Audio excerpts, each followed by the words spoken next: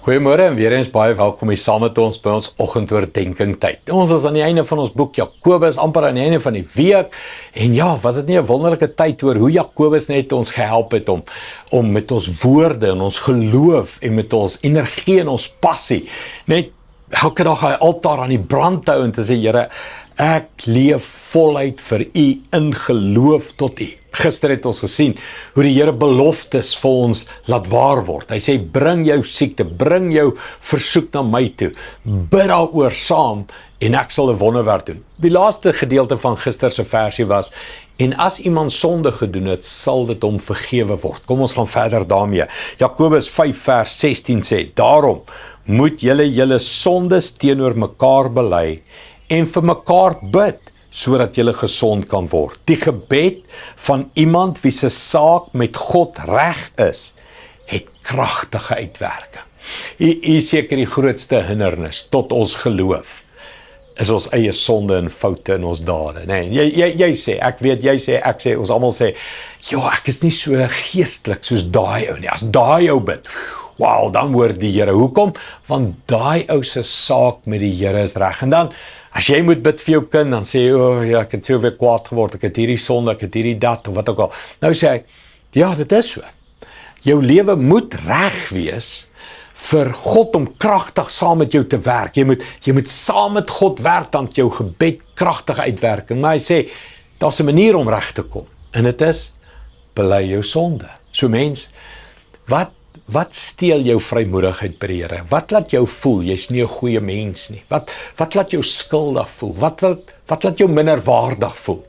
Bely dit. Sê, Here, ek het sleg te U meer. Here, ek het ongeduld. Here, ek het weer dit gedoen of dat gesê. Of wat?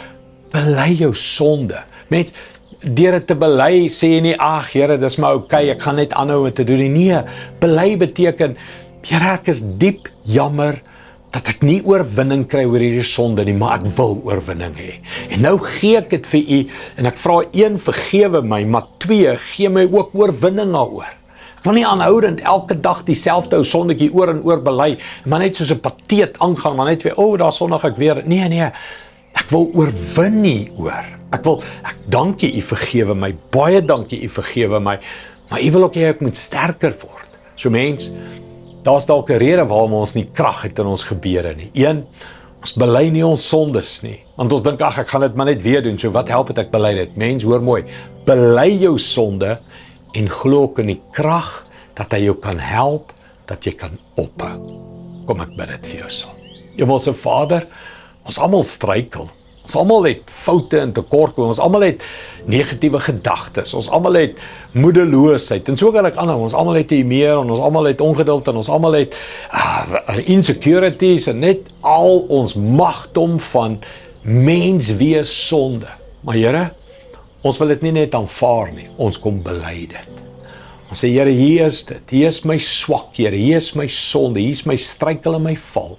Dankie 1, dat U my vergewe daarvan, die bloed van Jesus was elke persoon nou skoon op hierdie gebed, Here.